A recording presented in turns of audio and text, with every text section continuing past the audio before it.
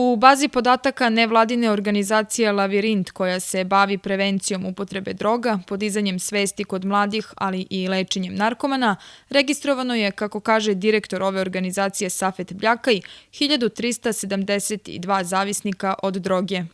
Dakle, ti su lica koje su zavisnici, stvarno zavisnici.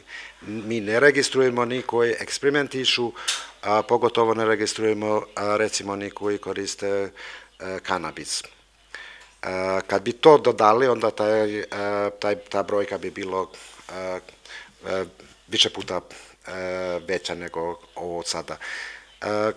Od njih 4,8 je srpske nacionalnosti. Prema podacima ove organizacije, prosečna dob za početak korišćenja droge na Kosovu spala je sa 21 godine na 16 godina. Najmlađi zavisnik od droge na Kosovu ima svega 11 godina. Najstariji koji se pojavio u našem centru je bilo zanimljivo slučaj i to je ekstremno, naravno, 54 godina, koje je krenuo upotrebiti drogu 52. godine. Nažalost, on je dogurao od tada je dogurao neke 4 godine i umro od predoziranja. Bajram Nuhiju iz Policije Kosova navodi da je u periodu od januara do novembra ove godine zabeleženo 1426 slučajeva posjedovanja narkotika. Nuhiju je dodao da je zbog pristupačnosti i veoma niske cene najzastupljenija droga na Kosovu marihuana.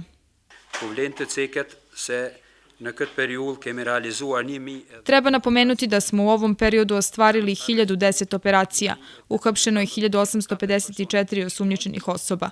Imali smo 1426 slučajeva posjedovanja narkotika, 240 slučajeva trgovine narkoticima i 90 slučajeva uzgajanja narkotika. Što se tiče trenda ili narkotika koji su učestali na Kosovu, na prvom mestu je marihuana. Ono što je dobro je da od 2014. godine imamo jako mali broj slučajeva heroina i posjedovanja i trgovine i korišćenja heroina. Od 2013. godine imali smo 9 kilograma, ove godine imamo samo u gramima.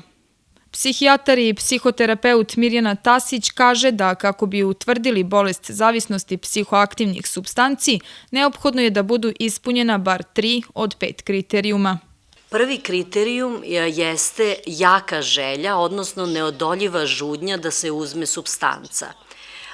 Pod 2 su teškoće u kontrolisanju zavisničkog ponašanja, pod 3 je pojava apstinencijalnog sindroma kada se ne uzme droga, pod 4 je prisustvo tolerancije, što znači da mora da se poveća doza da bi se osetio raniji željeni efekat, pod 5 je progresivno zanemarivanje svih obaveza i interesovanja zbog upotrebe droge, ali isto tako trošenje puno vremena na nabavku iste i sve teži oporavak nakon korišćenja droge.